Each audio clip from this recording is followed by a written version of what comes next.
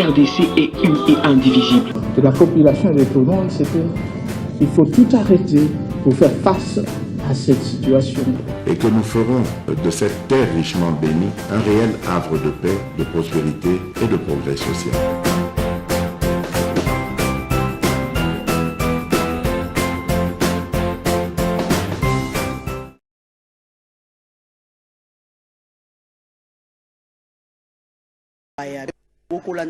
En direct, nous sommes sur Facebook, Bosolo na politique officielle. Tout ce nabino, bo cliquer penza et belé, bo aimer, bo tiaper ba commentaire nabino parce que grâce à ba commentaire nabino de ça la été bisoto tirer pe grâce à ba commentaire na bino nde ça la été to matisa toujours mon sala oyo yango to ko senga bino. Merci beaucoup na confiance au bo pesa ka penza na émission na bino ya Bosolo na politique officielle bino pe ba iboko tala biso na nzela YouTube.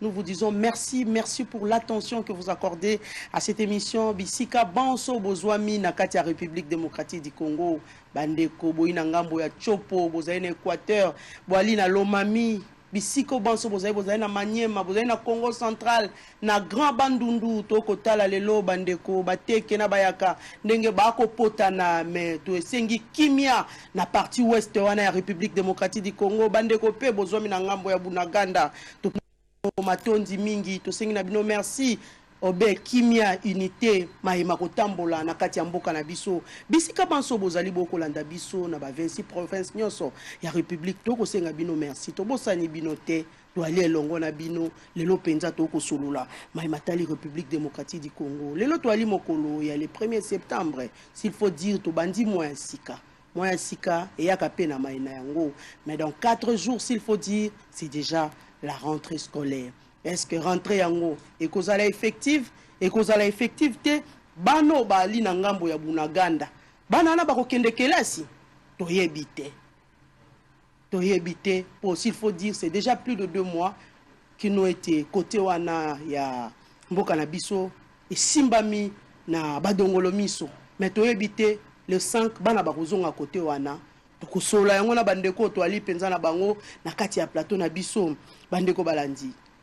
Et à peine à l'isolo moko et qu'on faire couler encre et salive dossier il y a $21,000 américains aux députés nationaux bazouaka pour na ba émolument na yango et qu'on faire couler encre et salive moto na moto a ko pesa ye makanisi soki obengi député ya lobité ya li 14,000 okobenga ya lobité et 7,000 mosusu kuna ko lobate et ali 36 millions mosusu kuna zo lobate et ali 16,000 kakofoni yango eko uta wapi et ali secret et ali tabou tokosola yango na kati ya maso na biso lelo yango penza lelo to ali na bala mboka mibale na kati ya plateau na biso to ali na Pati Katanga wazali président de mouvement citoyen de la résistance Mai pe ali ko ya balié na kati ya UNC mwana mboka Pati Katanga to singyo merci beaucoup na ndenge penzo ye na invitation na biso na kati ya Bosolo na politique officielle. Merci mingi mama, merci mingi na bande ko landa biso sika pat na bozana Goma sika nyonso bozolanda biso to bosani binote baba mpinga na biso zo bunda bitumba to ko récupérer Bunagana ba Rwanda balinga te to ko récupérer Bunagana zaliwana ba Congolais te ndenge yanzo bunda pona mboka na ye biso pe ba Congolais pas capable ya ko bunda pona mboka na biso mabele ba koko batikela biso. Donc la résistance nyonso botel nguna balekate la résistance botel ma poite soko to perdre mabele oyo mabele mongote na mokili to ko lokola ezana nkita loko oyo na biso mboka mais tozana émission to explicité. Merci Nabino Nyos. Merci beaucoup Mwanamboka Pati Katanga et nous disons aussi bonjour et bienvenue na Mwanamboka Mathieu Takizala azali entrepreneur, économiste, directeur général et a spécial auto garage mais ayepe ko kabwana biso elongo maimatali politique et République démocratique du Congo comme tout patriote. Mwanamboka Mathieu Takizala boye malamu na kati ya Bosolo télévision. Mamelo, en tout cas, merci. Merci pour l'invitation. Moni tous les jours, tu as besoin d'invitation pour tout ya ko kabola et puis tout kabola est noble.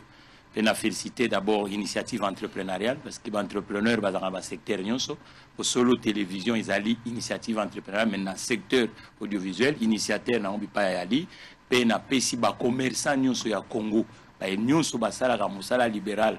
Dans nzela ya mombongo to entreprise, bipa ba limbote, même bo ba na bisika oyo, moi nyungu eza na este. Il faut tout le cas de sorte que mboka batonga na nzela ya musala pe na nzela ya organisation. Voilà, merci beaucoup Mathieu Tekizala. Bandeko balandi toko kota penza na mama aliso na biso. $21 000 américains ya limbongo bako kwa. Ba élu nationaux na biso bako kwa à niveau ya Assemblée nationale. Téléphone ya bosolo télévision elela ki penza makasi. Et bengi yoyo, et bengi député yoyo, et bengi pe député mosusu.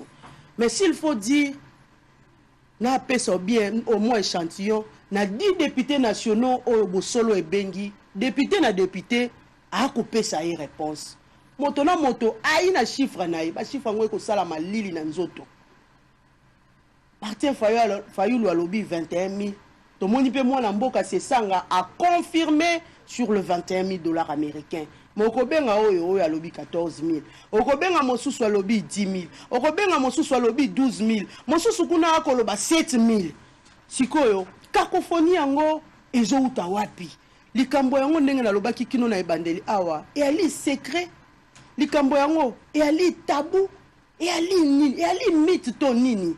Bato ba koloba sembote katikati na bango moko ba député. Mais bandeko mosusu balobi ba congolais ba yipenza to ebite so toloba ndenge nini parce que na minute bato ba kozongisa ba na kelasi mais to tambwisi pe micro na biso boko landa yango boko mona ndenge baboti ba kolela mbongo ya compte ya lite mbongo ya kosombela mwana kechi ya lite mbongo ya kosomba ba objet scolaire et à lite ba mosusu ba parents ebele ti to koloba boye nanu asombi ataka ete. Mais le dato yi mokolo a jeudi, souka be vendredi na samedi, nanu a pesi ata mo solo te pona ba inscrire mwana azwa ta isiko ya kokende kokota. Mwana mboka patikatanga, metango to komona $21 000 e ko beta malisolo ya ba député na ebité yo yambili kanisho wana lolenge kani. Maman, olobiango yo moko wake, oloki o vérifier ozui réponse ya malongate. Et pas yolo qui vérification. Après appel de 10 députés, 10 réponses différentes. Chacun donne son montant. Ngapé lokola yo na luki na vérifier, banda likambo e bimi, na zuipe e yano ya malongate. Tozo sala lokola mboka na biso za babenga na lopoto république bananière. Maman, mbongo bafutaka ba député. Eza mbongo ya l'état. Mbongo ya l'état. Eza mbongo ya contribuable. Il y a besoin de contribuer à la banque d'entreprise, les qui n'ont pas la vendu à la contribution, de l'État à répartir la rémunération. Oh, Moussouba fouti ba député, oh, Moussouba fouti ba soda, oh, Moussouba fouti ba enseignant. Et au comment on apprend la enseignant, la soda, nomenclature est publique. Il y a salaire na bango. Nomenclature est que professeur soka zana école secondaire ou bien soka zana université soka bandia ko banda la salaire boy soka progresser na salaire boy wana soko lukiango ozana société okozwango ya ba militaire ezali mais ya ba député pour la nini comme lokola et comme le ko bomba pour la nini ya ba député comme le ko bomba na osenga boy na kosenga na Martin Fayulu le chef de l'opposition politique congolaise yé mutaye na problème on a na mesa Martin Fayulu. Il y a un problème, on a ça. Martin Fayulu a un député. D'accord? Alors, le Martin Fayulu a un député, a eu la mission, il est pas un député, pour la vérité, parce qu'il y a un problème. A eu l'élément, et pas un député, il y a un Mikanda, il y a qui sont en public, que voilà, Mikanda va foutre la banque yango pour la tondima. Parce que le Parlement, ils ont fait cette impression, en opinion, hein. Parlement congolais a cette impression dans l'opinion, les a sortent d'un conglomérat, il y a des jouisseurs sans cœur ni âme. Dans le moment où il y a un problème, il y a un problème, donc il faut toyer la vérité. Et quand il peut causer la manipulation, maman, tout ça l'attention. Moi, je patikatanga, na sengi na botoli o mwa maloba moke limbisangai. Po tozo na no basango to kendaki moi vite en besoin tozo basango puis na kozongela yo RDC sans convaincre. Les députés nationaux en débandade après les révélations de Martin Fayulu sur leurs émoluments. Clôture de la revue annuelle de performance de l'EPST. Satisfait, le ministre Tony Mwaba appelle à la rigueur et à l'observation des recommandations. RDC, 21 000 $ américains aux députés nationaux. C'est sans surprise, les Raïs Kabila avaient bien prédit. Aujourd'hui, les gens peuvent maintenant l'appeler prophète selon Ferdinand Kambere. Le député Ado Sondombassi initie 2 propositions de loi sur la profession des sapeurs-pompiers et l'administration de soins d'urgence. Goma, la DGM rappelle à certains agents de la DGDA l'interdiction d'habiter au Rwanda. Affaire 21 000 $ américains de salaire de députés nationaux. Barbara Nzimbi accuse les distributeurs automatiques principaux et les bénéficiaires d'avoir un dominateur commun, intérêt personnel. Ituri, 19 morts après une attaque meurtrière des ADF à Biakato, bilan revu à la hausse. Félix Tshisekedi reçoit les serments de hauts magistrats de l'ordre judiciaire et administratif. Affaire 21 000 $ des députés nationaux pour mettre fin aux polémiques. La CAGE demande au bureau Mbosso de publier les émoluments mensuels. Site Kivu, la société civile prend acte du retrait de la MONUSCO d'ici 2024. Et enfin, conflit Teke-Yaka, les trafics sur la route Bandundu-Kinshasa suspendu. Voilà tout pour les informations du jour, très chers téléspectateurs. Moi, la Mboka, Pati Katanga, Tozongisi Malouba et Payayo. Tozaki na likambo ya 21 000 $. 21 000 $. Oyo kite. Et le lobby si na bato balobakate. Barbara Nzimbi a lobby, ouais. Bon, Tokeba. Tokeba pour na moni lokola balingi basala lokola comme lokola balingi politisant comme batu ya Kabila contre bato bazana pouvoir. Dans le temps ba futa ka salaire na ba député Kabila bazwaka, hein? Na ba député ya Félix Tshisekedi bazwaka. Na ya Fayulu pe bazwaka. Ya wana to sengi na Fayulu mutaye na problème wana na mesa. Aye la biso ba preuve. Aye la biso mikanda parce que yé muto achil ka mwana na mesa et que yazali le chef de l'opposition politique congolaise. Aïe la biso l'élément ou ba député parce que ba député. Il ne faut pas que parlement la biso et il s'emboté la moi mon coussé. C'est vrai ou faux? Ba quoi ka 21 000 $. To l'habité parce que yo luki. Aujourd'hui vérité té. Ngapé na luki lokola yo mama lika mori bandi le loté c'est sali moi micro ngapé na luki na ba camarade ko ya ba député. Mais to moni moi la mboka les entamboué a bois qui déjà bulletin de paye na ba réseaux sociaux té. Bon, sur la boîte bulletin de paye, ngalo na moni ngote. Sur la boîte bulletin de paye, ngalo na moni ngote. Na ko senga surtout dans le système Martin Fayulu, le chef de l'opposition politique au Congo, yé mutachaki Cameroun na mesa aye la biso po yesa na ba député.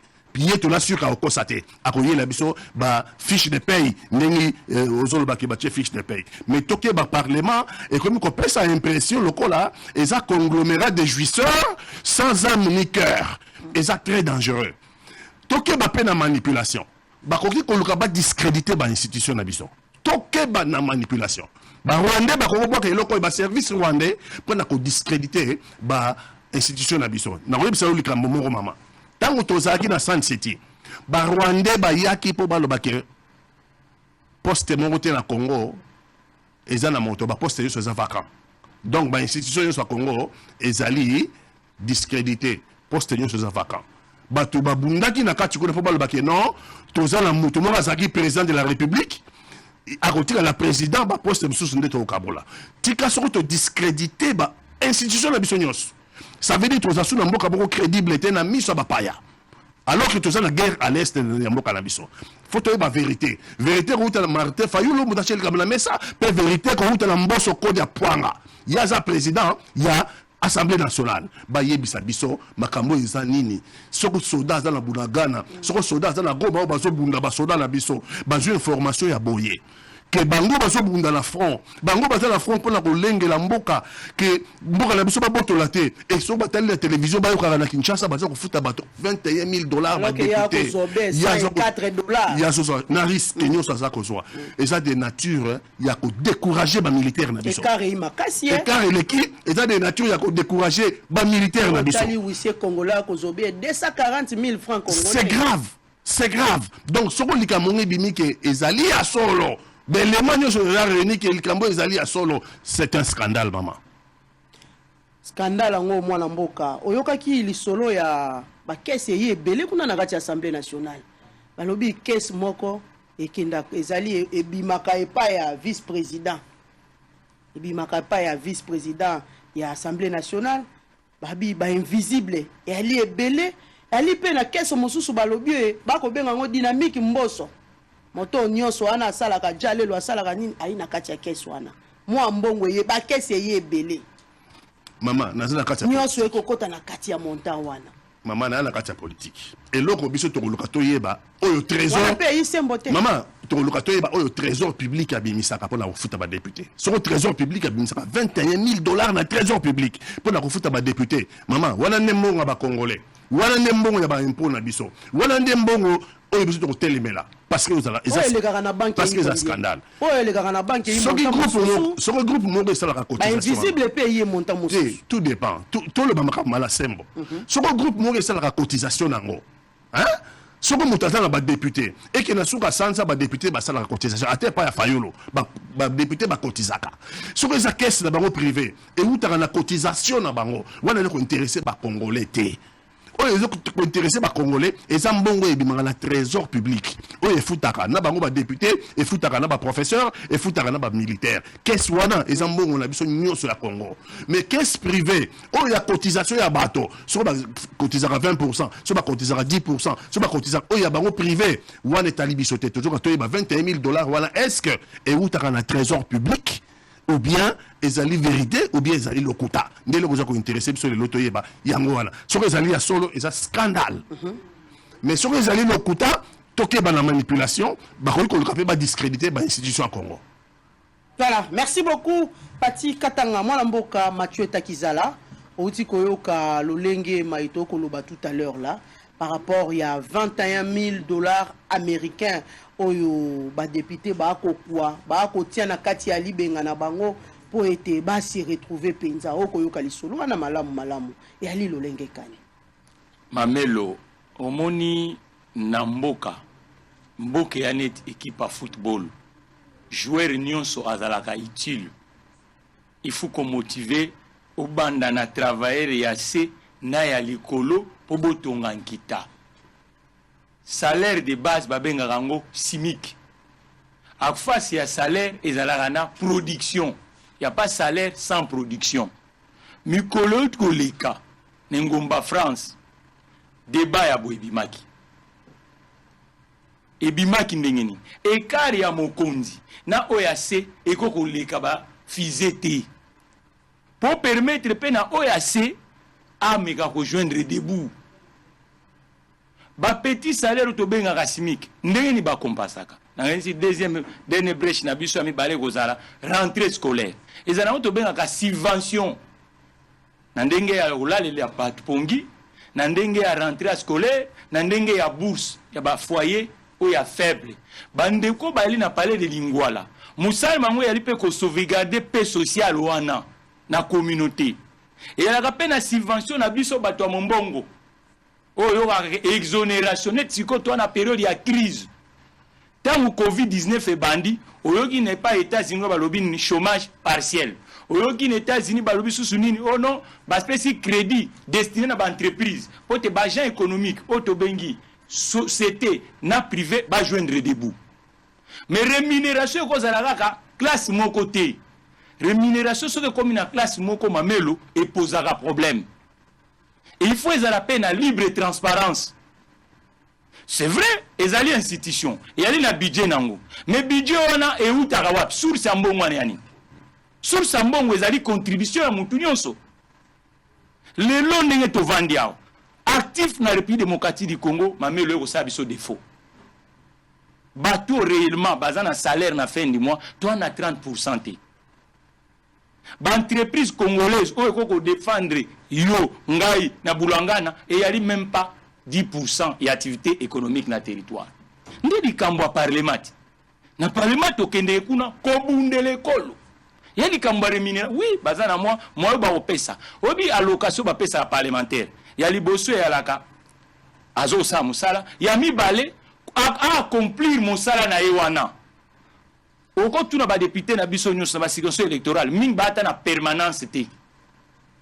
Obi pa ke nga commerçant circonscription électorale na kendeke kuna pe na ebisi andeko omoni informel azo bomangai. Il faut ça la informel na mopanjo alungungwa po to créer mpaku to créer musala. Président français soki likamo tokolo boba gagner à combien? Balobi obe 14 000 euros. Ah, omoni sikoyo. Tabora na loyer na ye. Aza moi avec biso ba commerçant ko topé saka ba somba kate pour atambola na yango. Mikolo le kaki kaka na France. Kaka na France. Moi si ya mokonzi a utilisé carte bleue ya l'état. Balobi ndeko zongisa. Yoza na statinin. O mikolo ba bunda kutu force lady ya France ba pese stati parce que aza chômeur. Ba vota kité, ba vota ki mobile. Travailleur il y a français et il y a li mobali. Mikolo le gars en France, premier ministre ndeko Manuel Valls. Lorsque a eu avion, il y a l'état, et sa mission officielle était à la match à Barcelone. Balbi ndeko eloko wana bunga na kesi ya l'état. Le longa na kosenga ka conférence sociale et économique na République démocratique du Congo. Pototia mutu nyonso na position ya kobunda po mboke tombwama. Il faut total ba République démocratique. Logement si asa bunga te to lire ba député po ba lukela biso ke banda ko monaki ya Matete, Lemba, ainsi de suite ezonga. Po te Congolais na salaire a moke subventionner bolali na yi. Tant que subventionner bolali na yi a ko consommer ndeko mamelo. Tant que consommer biso ba entrepreneur. Yo kondi mabanda 2026 ko ngana chef d'entreprise. Toi tu as un chiffre d'affaires te. Mon salaire a te. Informer la beauté biso nyonso. Mais banda législation e bandi. Tangela nge pa ba vandi si atabiso batamombo ba benga biso kuna.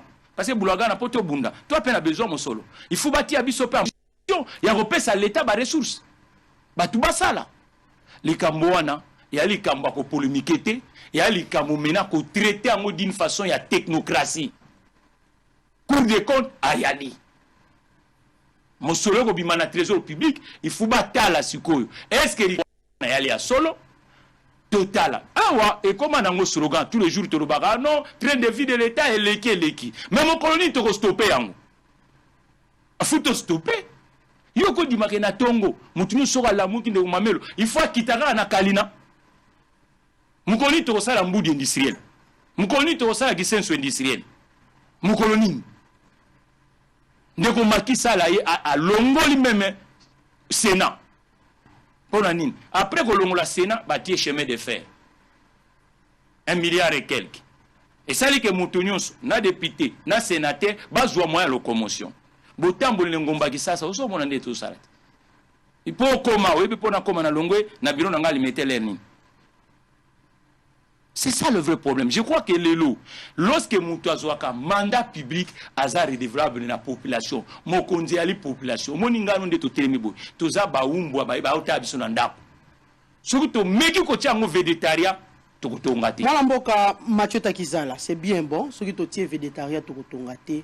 Mais bato mingi pe balobi oh Martin Fayoulou pourquoi avoir attendu 8 mois pour ya bimisa mayo ya ko bimisa lelo n'est-ce pas une façon pour lui pekaka ya ko inciter population na haine population a longwa confiance o ya kanango na ba députés nationaux na ye po balobi soki otali na kati okomona maman to lelo pe à son âme maman Charlotte si à la haut azaki suppléante na ya kufaki na si mosusu pe ali a remplacer a quoi ka $21,000 wana mwana mboka dos ndombasi a quoi ka yango mwana mboka kaseko bango banso bayi na eside bazwaka yango siko batuni motu no babi oh ba parti politique pe ya na mo en condition faut pe sa pourcentage ya parti bango bapesaka te boni Martin Fayulu ye ayebaki kodétecte yango avante soki effectivement lolenge bandeko ntingi pululu bakolobaki $7,000 soki ya bandeko ne barande kozwa 7,000 na assemblée c'est qu'il fallait ya azwa 700 pourcentage mais soki bandeko ne bakozwa 21,000 c'est kakoma kozwa 2,500 pourcentage wana détectaki yango te répondre non na likanisi Mamelo yo moni likambo ekomi ya pourcentage wana déjà monte que autoroute en totonga eza impasse normalement parti politique a fonctionné na ba cotisation adhérent mais comme taux ya chômage yo eza et eleki ndelo adhérent à chômeur mais to comme ko talela siko ke sotindi mutu po sa musa l'état les rekomi député na campagne nde o ay membre à parti politique alongoli obe poussière na campagne ndeko Mamelo na campagne nde bazala ka membre à parti politique mais lorsque bazui écharpe par république balatisio babenga ka bango député national pas député à parti politique c'est vrai ba parti politique ba famille na ba travail intellectuel na kati assemblée nationale to reconnaître ka bango na ba groupe mais groupe wana pe a ko sa ya musala ya mboka peut-être à kolandela moi charte idéologique mais ça charte ya pourcentage te charte idéologique so kaza libéral netinga wana libéral wana yo be réalité ya na kati ya parti politique mais yango na lobi lelo alongoli poussière na retard pourquoi ekominde ngwana pourquoi ekominde ngwana musala to tia yango na poche l'unique musala to sali secteur wana ozomona nde siko ekomiki parce que soki mutakine na revenu et kasala peut-être une entreprise spéciale autour du PC abiso bo pesa yango ba contrat et que ndekwa na économiste azali juriste akosala kuna na salaire na ye on dit que ya kokoka kozanga ko cotiser na parti na ye il faut traçabiliser ça lelo makamwana ezobima point banque tozongisi sima ndeko OK soki déjà to makamwana osama na nzela ya banque banque musane za atra mais likambo na moni ya suspect mais balobi yi na frais le kaka na banque soko tali na bulletin de paie na bango yo ko na ba rubrique na bulletin de paie soko tali nyonso o ebimaka na trésor public faut ezala imposable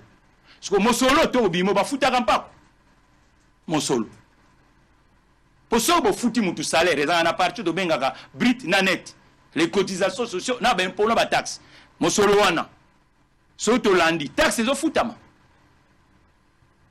pour mutu akozwa Mosolote ba futio cotisation ezate. Donc il y a beaucoup de choses. Je crois que conférence sociale et économique et pour éclaircir beaucoup de choses. Il faut associer la plupart des experts nambo na biso pour total ndenge nini komeka likambo ici là une fois pour toutes. Moto na moto tango azui engagement public ayeba kaza redevable. Bakeneke na engagement public pona yote même kozala intellectuel Mamelo. Baye ko la pona yote, baye ko la pona communauté.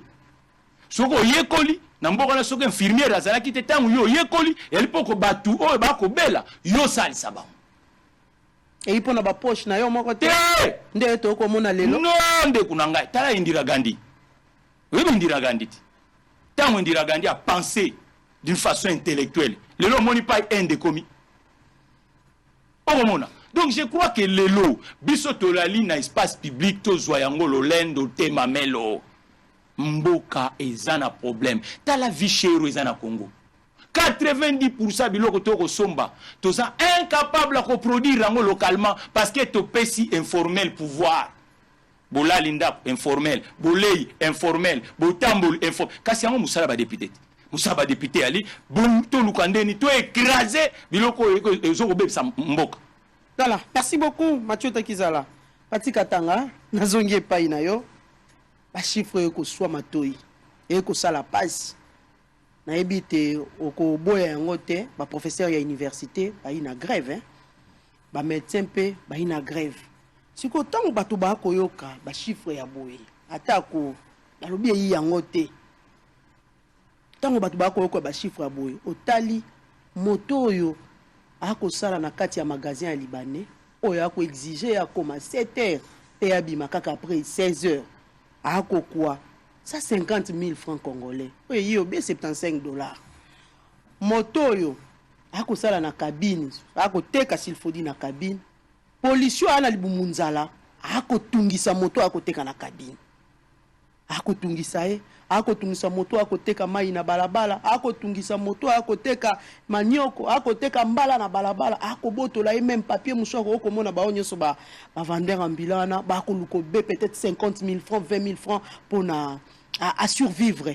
Policier a ina libu monzala pour 180 ans apparemment ekokoka te akobotola ye siko tango boko yoka ba chiffre boye zonga na nos patriotes moi la mboka ekoloba nini nazala toujours patriote yango na téléma na kata résistance contre ba Rwandais ba botola biso mabele te tango ko ba chiffre boye okomituna est-ce que toza bato mayele est-ce que toza bato boanya na biso na bato wana bazana nzala na bato batushaka bambongo wana mama tango toke une élection wa ba roya na mbongo wana bayiba obotolo ba oyo ba kokota bisra ya ba tata wana batushaka 150 000 francs congolais bakopesa bango t-shirt bakopesa bango masanga kaka batata wana bakopesa bango voix mama changement eza politique la voix du changement ezali la voix politique que peuple na peuple aponaka que peuple na peuple aponaka biso toponi démocratie kala mingi te tokende na maponami kala mingi te tokende na maponami okomona na maponami baoyo bakoya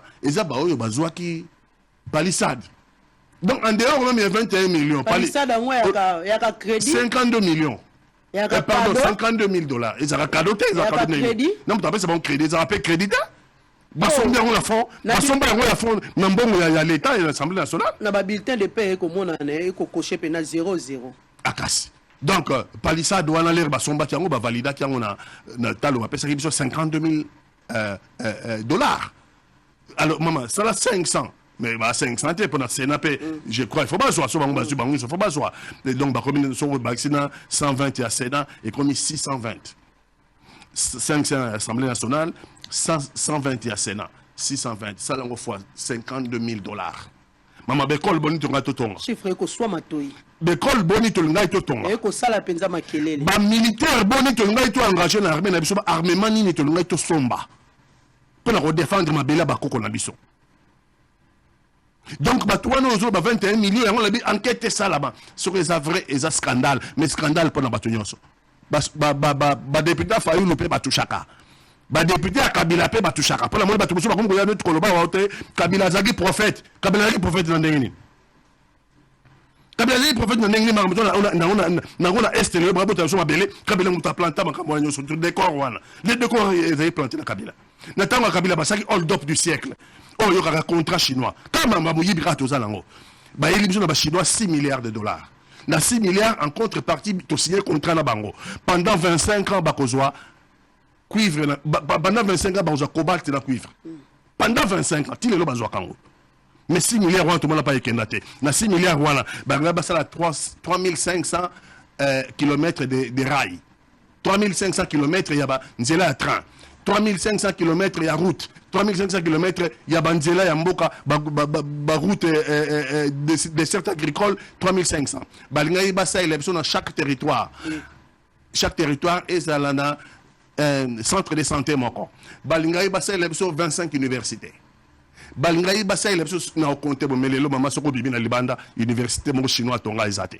Soko bibi na libanda route moko chinois tonga ezate. Donc ça veut dire 6 milliards. Ba beta yango bakaboa. 6 milliards de $, de contrat chinois. Mais si les Chinois ont cobalt na biso, Chinois ont cuivre na biso pour 25 ans encore. Abandali, il y a 10 ans. Il y a ressources au pays. Il y a tout ça, tout mis tout la question. Tout la question. Mais biso, bato bazora ba privilège, ba roter les matés. Ba privilégié, ba roter les matés, il faut peuple la télé. Il faut peuple la télé.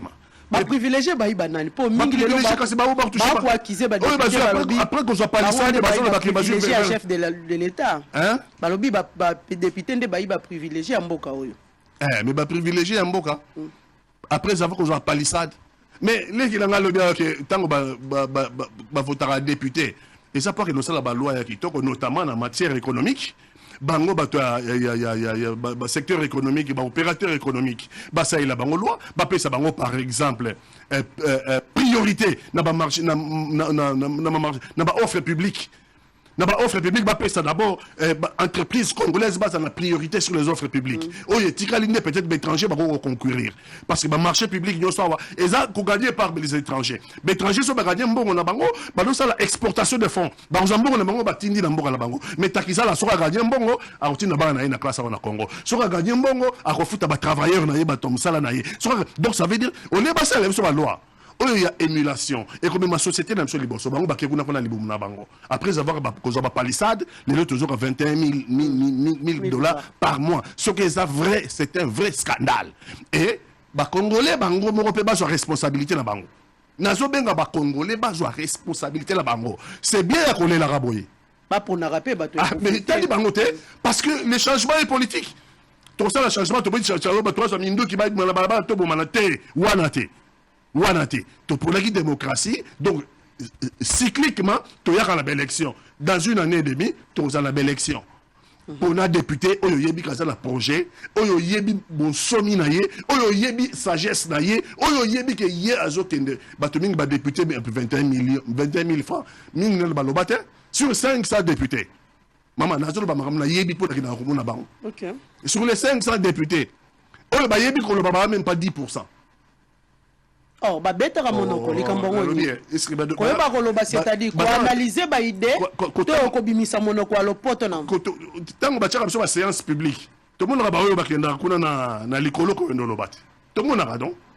Maman, ko tanga dossier, ko analyser yango, ko formuler ba proposition ou ba contre-proposition. Eza musala ya yo fo yebango. Eza musala ya improvisation te.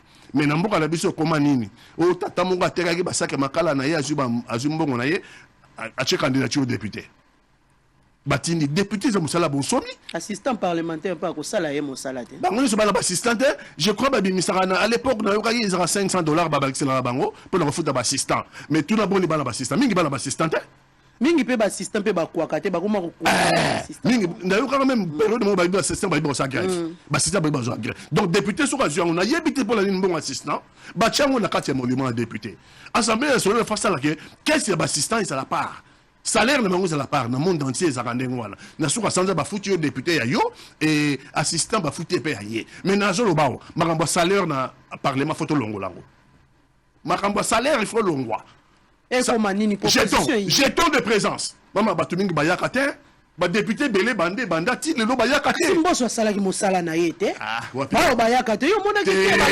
Alongoli Songomi Balé. Alongoli Adolphe Mozito. Mariage Mouchebe quoi. Et bon Bayakate.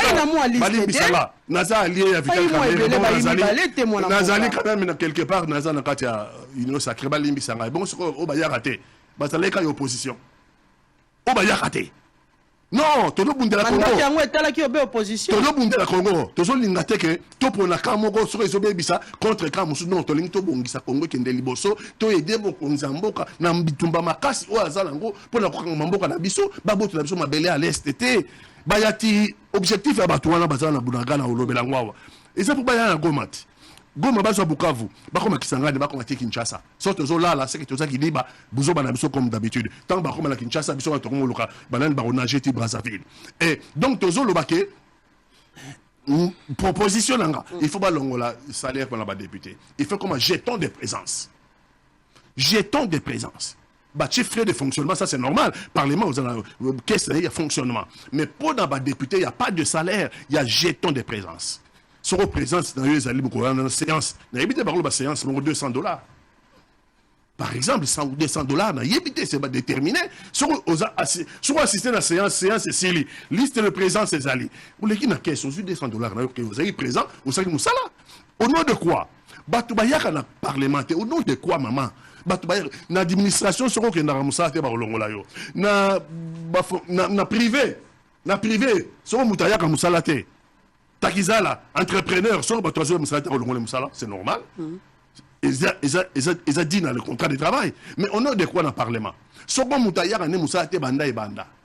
Mais Nasuka Sanza, Atindi Moto, Atindi chauffeur Naya, qui n'a bureau à jouer salaire Naya. Mais ça m'a évité. Ils ont détourné maintenant. Voilà, ils ont détourné, ils ont détourné les fonds. Les deniers publics, ils ont détourné. Parce que Moutassali Moussalate. Tant que Moutassali Moussalate salaire, ils ont même Bible, les Olobelabiso. Qui ne travaille pas, ne mange pas, dit la Bible. Mais au nom de quoi pour la député, les exceptions. soki bango basali mosala te ti na suka sanza ti dika chauffeur na ya leki na bureau jumbo na ye ils a détournement donc il faut toujours un système il y a jeton de présence soki to fixer non montant ngoto ina yebite ngalo 100 ou 200 $ par séance sera assister na séance na parlement et s'il liste de présence à kena caisse bazumbo na ye ba foutier et s'il au nom de quoi au yaka musala te ba mbobo za mbongo l'état ba pesa yo ça choque ça. Ils ont choqué d'autant plus que tous les Mboka occupés. Mboka la biso ils ont occupé. Ça veut dire vous imaginez ba soda la biso bazo dans la front, ba congolais tous à conscience. Tous à conscience. Vous imaginez ba soda na biso bazo ba risque. Il y a banane ba kufa, ya kufa et tout ça mais bango bandimi ba simba mbendele ya ekolo ba ke no bunda bitumba wana et bon on sera formé télévision à mon na moto azori palissade c'est quoi azora 21 000 $ par mois et ba misu se ba ke na bango misalate ba ke na rejoindre salaire rango. Donc ça la révolution en mboka oyo c'est dangereux ça likanisi oyo ki yango te ya kajo elobi ete e ko senga na bureau mboso a publié ba émolument mensuel.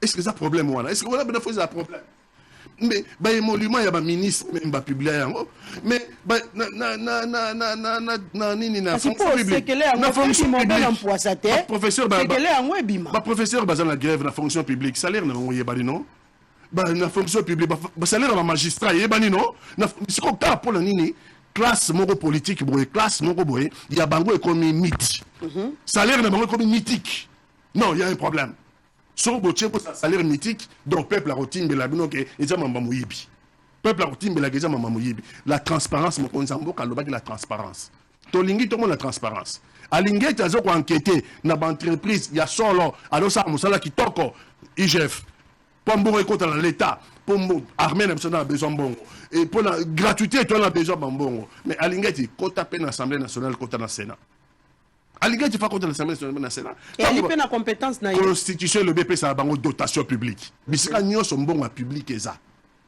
inspection générale des finances a ko enquêter dotation publique alingi taroya pa ya takiza la terre à ça la commerce na ya ça ba kamlo ya privé ya mbongo euta na famille azwa capital na ye tam sope ya yemoko wana etali alingi tité wana etali ba bureau mususu ko ça ba contrôle sur ka futa fisc sur ka futa wana mais dotation publique constitution lobby que parlement a na dotation publique et le baké na assemblée nationale na parlement l'état a voté budget zambongo à l'état.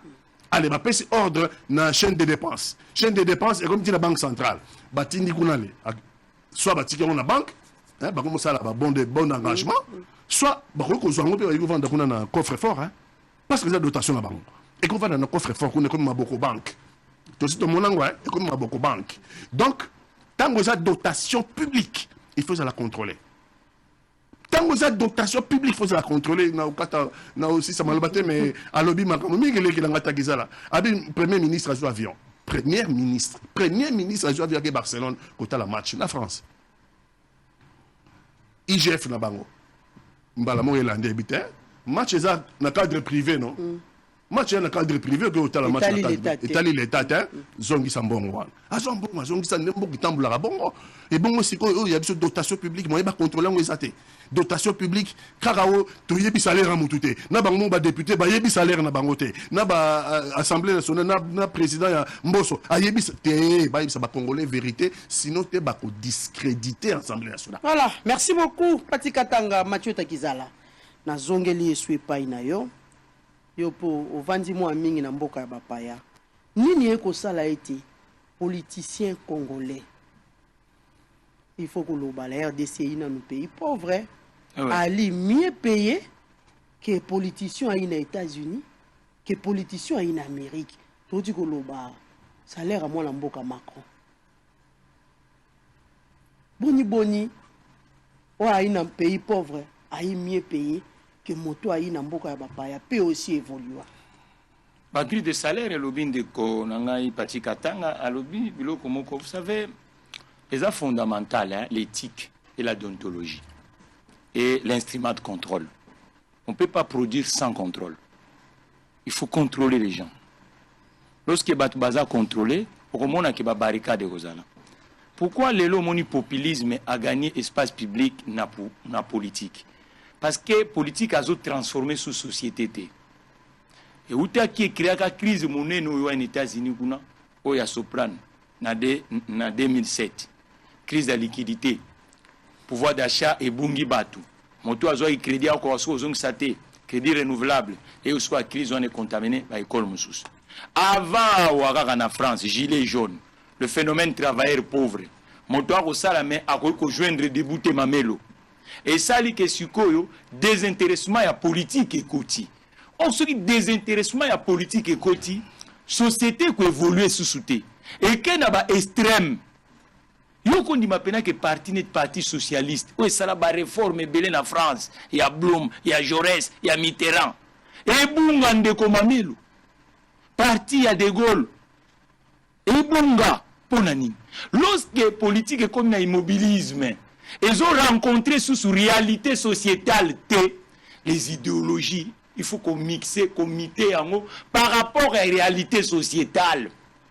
Et l'autre on a qui revenir là réellement bah tu faut pas un métier on cause à la politicienne sans métier au moins on trompe avant comme président puis ba hinan commerçant alors on na zongi musana miso on a zaki avocat na cabinet naï miso on a zaki commerçant n'tingai miso ende kunanga sur les suites ingénieur à ça là quelque part mais biso tozu ba société nous so bana 74 to pesi yango mo Congo yo so ki parlement ndenge bandi lobi non financement aux entreprises tala pourcentage automatique yo so ki yango jour mon quoi ah siko tant tozo sala yango tesani le romona la campagne salam tala mi pikwa ba candidature pour l'emploi oyo muntu akeno ko luka musala oyo to benga onema to suite aux to bois na biso tozo ko lobela coup de siriété inspection du travail to ko lobela siriété cour des comptes to ko lobela siriété financement destiné aux entreprises, subvention destinée aux entreprises, marché public destiné aux entreprises. Oui, pour ce tout, les Canadiens na memininga. Société mo ça à mafuta. Na quand c'est écoute la société privée. Société d'État équivalent au yabiso, ba station na biso, ba station na biso, tambula o ya compagnie nationale. Mais toi pays ya pétrole té. Mais opérateur national, tout est en difficulté. À côté kata les traités. Mais Assemblée nationale des alliés. Mais nous sommes l'Assemblée nationale des alliés. Petit commerce. Il faut mettre des moyens de fait que commerce national est un socle. Comme ça, tant que vous avez un député national, par exemple. Nous avons besoin de commerçant. Mais ce peuple, lui, non, il y a un commerce. Tu reportes au bac ça. Mais nous avons besoin de voiture. Nous avons besoin de voiture. Dans la bureau n'a pas paix. Mon colonel te chez n'est ok. On a mon la réalité. Sans un moutabou, on a tous les jours. Est-ce que tu es chez un parlement tous les jours? Mais pourquoi parlementaire à Bouende faut élire domicile? Nagisasa. A rencontrer ma problématique à Bouende, n'engenimi. Numérique peut déjà essayer, il y a Internet. Ça veut dire que, ah, Covid, après, si vous avez le ba réunion zo sala mana virtuel zoom pe ayama ombele ya bomo so va na bandu kuna kota kwesi so wapi ata wa pa na uti conférence agricole wana na ki mpese pour loba mécanisation agriculture so vandi kuna ba tie zoom bo sala congrès ngote plénière au sala maté non il y a beaucoup de choses à changer moto qui est un espace public ezala ngambo mamelo et ngambo batu mususu obiso comme mono bimi ko komi candidat ba cotisation scanner yo mo lende go fionte et là on ni fio à perdre la présidence de la République $26 000 €, des costumes ah ototo nto chabo ya la assassine ya bourgeoisie bondeng nini biso ko to gilet jaune déjà na nini bino ba jeunesse ba na pouvoir tana enchaîner ba boaki ba trimendeku mais problème moi to ba kuna ndenge nini crédibilité en de Salenini équité et surtout que yaza ko prôner France ya sika azamwana montor ya fion ala qui exemple a gérer même cour des comptes en tout cas kufande quoi mais comment ya robimiselo ko na susu na ba veste ya sirmezir boy a moto do soto pesi nkita a même biso na zungulu kemi donc je crois que le problème wana to memango na sensationnalité il faut tout traiter en d'une façon il y a autobengi ya pragmatisme il y a technocratie pour permettre ce que moni salaire au kende bongo pour bizine yo zwa ka caméra bo solo kende limité et comment ba nini ba nda kwa bato on dirait que ça mabele ezangi soko to ville ya 20 millions de gens les mettez za ki izine ebungi bon bato ba ko sala wapi mamelo so ken États-Unis Fox achaka oyo ka ba cha politicien mo na Fox que parmi ba fortuné ezaka bato ba créer bilanga na bango bato ba créer ba izine tout ça ainsi de suite à peine Afrique to mo na Nigeria zo pesa biso dada coup de chapeau na président Olusegun Obasanjo un militaire azaki na économiste netinga à part bande on so administrateur à l'état à part ba politicien tous la peine ba commerçant est-ce que ba vie qui ndelo ba sala mabe pour na Congo ba vie donc le ba sala mabe pour na Congo mais pourquoi kani na tango ba Mathieu Takizala tozata na contraté bon suko batu ba ko nos hommes sala wat Mathieu Takizala. Je crois que lelo il faut problème oyo et si là batu ba yeba que sokoza na yo mutu obongama pona ko memangambo a famille ko keli na parlementaire voilà Mathieu Takizala Takizala. na parlementaire il faut bazonga chaque mutu avanda à côté so aza idiofa avant na idiofa technologie s'est changée comme ça le banabiso combien de pirogues ils ont manqué kuna idiofa ba chômeur ba ali boni na idiofa là on peut avancer batolelo ba vandisi penza makanisi na bango na phrase ya tata mokonzi ya mboka tango alakaki ba congolais alobi d'ici 5 ans je ferai de vous des milliardaires congolais bato mususu ba wi ba milliardaires congolais angonda akanisa ki obeba député na ba sénateur lobana no mwana mboka bon omoni vision ya mboka l'institution nyonso ezaka na musala ngo mamelo c'est vrai le président de la République ali premier ya ba institution mais toza régime onde to vandi alelo toza ba scientifique te aza composé na régime ni coalition l'IDPS aza na combien ngana na politicien te ana combien de députés dans l'Assemblée nationale mais tout à rappel quand chaque département tout senga ka epe ba compte yonde ko premier ministre banoye lobana biso taux de chômage okutangi na combien parce que mboka ezala muta dirigeant ya premier ministre gouvernement combien chômage okutaki ba entreprise publique ba contrat kendaki na ba entreprise privée et ali boni combien de kilomètres totongi be kolo boni etongi les camé ali nini et tombe pe bien de unanga sama lukonde azalaki directeur général ya Jekamine kasi futo tuna ka pe kuna pa premier ministre développé à Sénat forme boni ba ya tchasaze économiste netingai to tout répète peuple bino mongo peuple wana ba représentant na biso ezabeli commission kuna ezali ya finance eza ya diplomatie eza ya logement ba commission eza kuna na ba chambre wana burgomestre nde kuna ngai azali eli décentralisé politique ya emploi nezani politique ya logement nezani gouverneur des provinces parce que bazala ba fonction ba patron ya entreprise ya portefeuille o musuba mire mususu to mona kutu me peinture ezo soit problème chaque mutu azana épaisseur ya pouvoir il faut rendre compte ce cas a solvabilité ba longoli ba luki mutu ba monika accompagner akoko rendre biso service ba pesi yesika wana ba institution bancaire en commençant par la banque centrale parce que sur crise eza makasi tu utiliser la banque centrale comme évier pour permettre que tout relancer l'activité. Depuis 1974, plan et relance économique, Totia, tout coûte une crise ébélée. Mais 15 pour mon malade, tu as un médecin pour te trouver solution.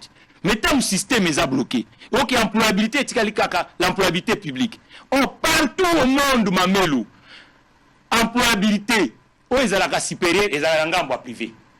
L'État ne créera jamais 10% d'emploi. Mais maintenant, privé, tu as un informel. Tant que tu as un informel, ce que vous avez débouché. Débouché, vous avez. Vous avez kama tozana ngolelo ya ngwana. D'où tozosenga finançons les entreprises. Mettons des bonnes personnes na tête ya ba entreprise ya l'état. Pour te battre eza la tête pour monto azaki ministre une fois. Bon tu as essayé à gérer ata ligablo. Quand la ministre là pour gérer société, ça des mondes différents. Yango ozomona lelo ozomona ke biso to créer ba société na ngamba privé au côté na bureau nanga ataka ne commande za tena ebite bino awa na privé aboya suka tana ba annonceur azali au cas pour bino bo futama fu ba so ba société to ya ko publicité mais ce que biso ba société so na contraté to créer ni emploi ni mpaku informer la commune grand prêtre ne sikoyo yoko di ma vie net ki sasa toi même pas na 10 sociétés à transport en commun. Nous sommes un informel.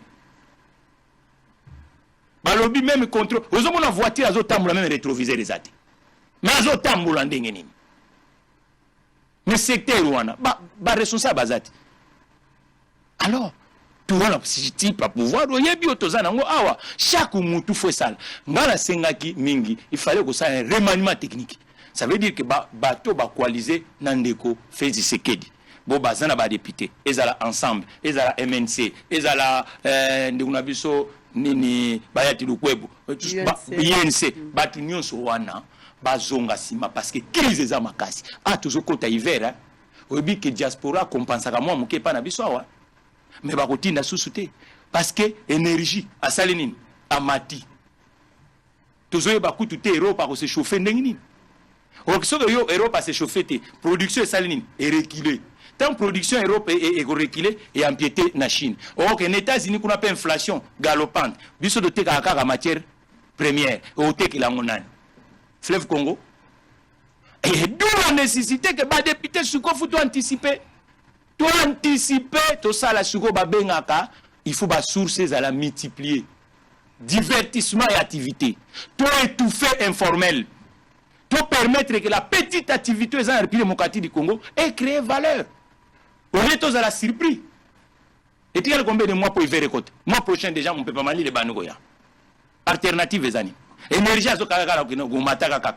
Les lois mituanons sur l'État et autant blaga na gaz, na essence, na pétrole. Mais pour te créer alternative, est-ce que vous avez la côté gouvernement, biso ba secteur privé, tous les lois au baxaté, pour te look alternative, na makambo. Et là, on surprendre biso sur notre Covid-19. Voilà. Donc nous devons avancer, il faut innover. Voilà. Il faut rupture dans la méthode à Kala. Il faut la méthode à Sika. Il faut qu'on dise que ça sera prison moko. On faut kanga batu. On est punition sur les athées. Attends, il faut nombre belé. Attends, on a une fraction à doubler ma bille. Attends, on a une fraction. Quand on a une fraction, on a une fraction. To saloni. Yozu mayanie. Obukoti si na baba l'État. Obosana otokola carte. Salongo alinga musala. Oba kangoti. L'insolvabilité doit fuir la République démocratique du Congo. Qui tire la sanction? Au salé belo kumabe bakani yo. Au zone ici.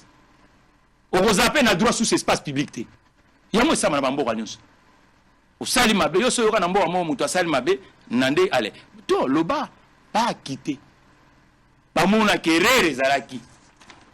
Au komi feya ya pembe.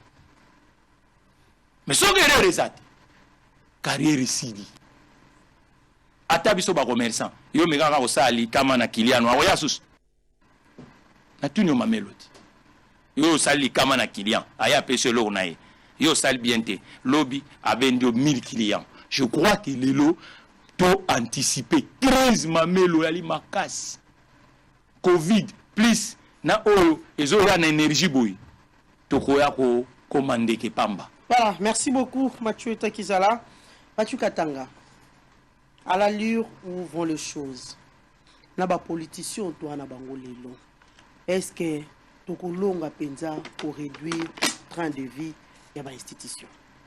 Ah maman na loba kiangwa wa maman mamelo tout dépend du peuple nini. Dis-moi quelle est la classe politique que tu as, je te dirai quel est le peuple que tu as. Donc ça veut dire que le peuple na biso nda boti classe politique. Maman, ba lukaka excellence bisika na médiocrité. Médiocrité est beau ta excellence.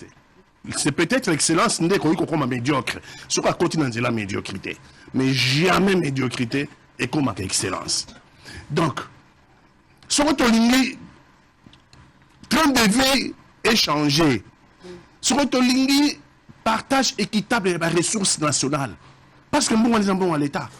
On a besoin de la classe, comme on a mais lundi, on a besoin de la classe les 5.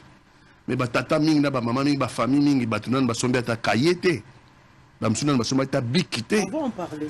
Et ba minerval tango koya. Ça veut dire répartition ya richesse nationale et ça déséquilibré en faveur. Il y a un clic. La France pendant bien là 200 familles. Batumoko boy alors ba même pas 200 familles. Allez, dans 20 familles, 10 fois moins. babotola biso nyonso 20 familles moko et botola toutes les richesses du Congo et 20 familles wana nde ekabola ka richesse ndengi nango elingi et soki balingi ko boaka miette et soki balingi ko boaka encore soki balingi ko boaka miette nde bako ko mona ba boaki mo miette amuke kuna groupe moko boye étonné que wele ko miette wana mais jamais toujours inverser situation pour la ko inverser situation arme d'inversion il y a situation politique et ça m'a beaucoup peuple arme d'inversion de la situation politique et ça m'a beaucoup peuple ça veut dire que son peuple a télémité peuple a dimi oh n'est toujours à $21,000 par mois ça veut dire que ça va continuer il n'y a aucune raison mon doigt aura $21,000 par mois il y a mon ami salo japonais arakiri il y a mon ami Jambeli abinga na 21 mambasoni na mikati kingo te bato ba okata $21,000 kingo et ça peuple va souffrir on a collaboré et coquille bas botola bunagana le 2 mois toujours cocaté parce que l'armée ça coûte de l'argent parce que l'armée pour former ça coûte de moyens parce que la motivation bato ba kenda bitu faut pas qu'il y ait une motivation hein, motivation basique même ça veut dire bah ration militaire hein yango ba tchabango ba poche ba soldat ba poche miner ba tchabango ba poche wala te ba poche ba tchabango pa mbaté ba tamba na tennis sokoto ba rasi ba tchabango poche pour na bomba ration militaire au bombi madé sur ration au bombi nyama kuno bombi pomme de terre kuno bombi na mukongo donc et puis dans sakodo to banda d'abord wana alors sur le militaire a lié la ration militaire, son militaire allié, vous comprenez que tout ça, les militaires, n'abisso ya FARDC, va adopter comportement patriotique. Et bah qui sont sur le terrain, les lots, que le comportement militaire, c'est comme comportement patriotique. Te décourager, bangote. Parce que bitumbeza mounene, tokanisa te que bango ba Rwandais ba terroriste wala ba vandi na Bunagana objectif la bango za Bunagana te objectif la bango za bakinda Goma bakatsa bakenda Bukavu bakatsa la Kivu baké Bukavu bakenda Kisangani bayeti na Kinshasa rappelez-vous Afdel nenga bandaka rappelez-vous Afdel nenga bandaka te subisa que régime Afdel là mutasuka Afdel c'est Kabila ndeto bimisi toke beko ko zonga sous. Ce qui a été hier peut se faire demain. La résistance maïma est prêt. Il y a qu'on donne makila na pour le colo. La militaire patriotique a FARDC. Basa prêt. Il y a qu'on peut se makila pour le colo. Mais pour cela, il faut que Mboka Nambiso et ça la justice sociale. Il faut justice sociale et ça au cœur de l'action du chef de l'État. Justice sociale. Tous ces pays. Moi gratuité yaki parce que les lots tant que bana lundi classe et que a que 4 millions 500 bana na biso banga bazananda bango banguti na gratuité bana on a son gratuité électinde ba ke koloté mais gratuité pesa kana na ba problème parce qu'il faut des bancs sur baxi bana classe faut baxi ba banc sur baxi bana classe faut baxi ba professeur sur baxi bana classe faut baxi ba classe donc faut tomber école ça a un problème l'idée est bonne le bela yango na kati émission mais nazo le baké ndengi yo lobi que est-ce que tu as inversé Batouba sur conscience? Je pense que pour le peuple, bientôt élection. Donc, Barozon, il y a peuple. Mais si le peuple a voté t-shirt, si le peuple a voté Massanga, si le peuple a voté Lipa, a voté Mbongo transport, maman, bonito salani. Tu le dis démocratie, non? Le pouvoir du peuple par le peuple et pour le peuple, non? Et ce que le peuple a voté dans les tricots à Zouaki. Député sur Akekuna. Oh, après ça, il va tricot dans Haïti. Au moins, les raisonnements va député. Après ça, il faut se faire rembourser avec intérêt. Hein? Ah oui, hein? Il y a Zagina dit, Zagina na 50, 100 000 $, à Tchango au profit à Tekilupango, j'en connais, Bateka Mapango.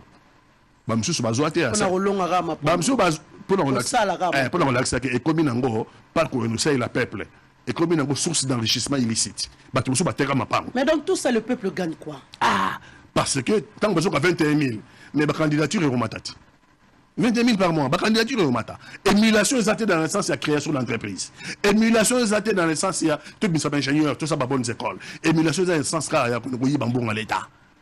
Et donc, tout ça qu'on appauvrit la communauté, tout ça qu'on appauvrit la société. Et donc, collectivement, tout ça qu'on a faible. C'est comme ça que, c'est pour ça que voisin, le droit, on a quitté belé. Et qui est tout ça faible. Bah, tranquillité banda ko yaka po ba boto na biso kita. Donc biso faut avoir conscience batinda bateau bazana boanya ba ok ça la loi pour le peuple pour élever société pour que l'entreprise n'a pas fonctionner pour qu'il réduire l'informel pour intégrer l'informel dans le formel parce que mbongo côté na caisse à l'état pour tout ça la loi notamment loi sur l'offre publique. Offre publique, c'est ça la entreprise étrangère, marché dans le Congo, mais entreprise étrangère des Ouaka. Entreprise n'a pas parce que vous voulez mettre en concurrence. Parce que le principe, il y a appel d'offres. Il y a en concurrence, non? C'est comme on peut concurrencer entreprise congolaise et entreprise allemande. Bon, une entreprise congolaise, vous êtes devant un marché contre une entreprise américaine. Entreprise congolaise, vous avez marché à Tamoukolomokote. Nous avons un parlement. En priorité, sur les marchés publics, en priorité, ce sont les entreprises congolaises qui vont concourir. Parce que les boxeurs, les babundaka, total akabangote, et c'est babunsa mbutumbutu, babunsa par catégorie.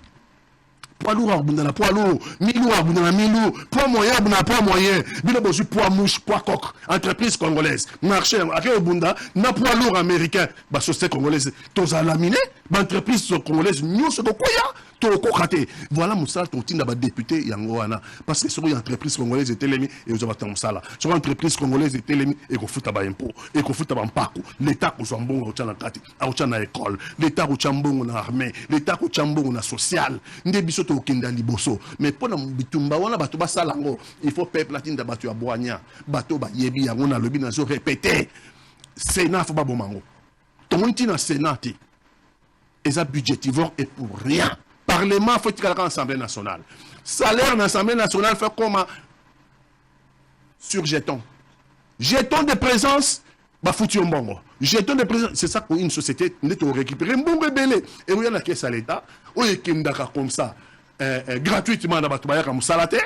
Attention, la plupart, 80% balobarate parce que y a des colobatés. Bazala background était en anglais. Bazala background était capable de comprendre Moussala ou c'est bon qui député. Congolais. Regardez ceux qui ont des backgrounds. Botinda Batouazana background. Botinda Batouazana à hauteur des enjeux. Français balobaka. À la hauteur des enjeux. Mais sur le peuple. Te voter tricot. Sur te voter 2000 francs de transport, 2000 francs maman. Au moins à quel point va rendre les pauvres. Au moins à quel point va rendre les pauvres. Les gens votent coca. Pour basombeli sucré le sucre coca souterre et comme babiloko ba ochana babiloko to comme ba jus et pourtant c'est pas du jus et pourtant c'est pas du jus ça c'est pas du jus ba jus poussière mo ba tiena kati ba colorant ba tiena kati ba boma ba na biso un jour on a cancer nous le savons très bien ndé yangola so ba pesi moto moto azu voir na ye azu pouvoir et à vote na ye à voter moto pour moto ça qui est jus pour changer société nous aurons toujours les médiocres dans ce cas-là. Voilà, merci beaucoup Pati Katanga na Rozoyo Mathieu Takizala, mais avant tout tous nos informations du haut magistrat de la Cour de cassation, du Conseil d'État et de siège, ainsi que les membres de la Cour des comptes ont prêté serment ce mercredi 31 août devant le chef de l'État, Félix-Antoine Tshisekedi, au Palais de la Nation. Le Premier ministre Jean-Michel Samalou Kondé a présidé ce mardi à l'hôtel du gouvernement une importante réunion interministérielle avec plusieurs membres de l'exécutif national. Et enfin, selon le porte-parole du gouvernement qui a fait la restitution de cette rencontre à la presse, le gouvernement de la République tient au...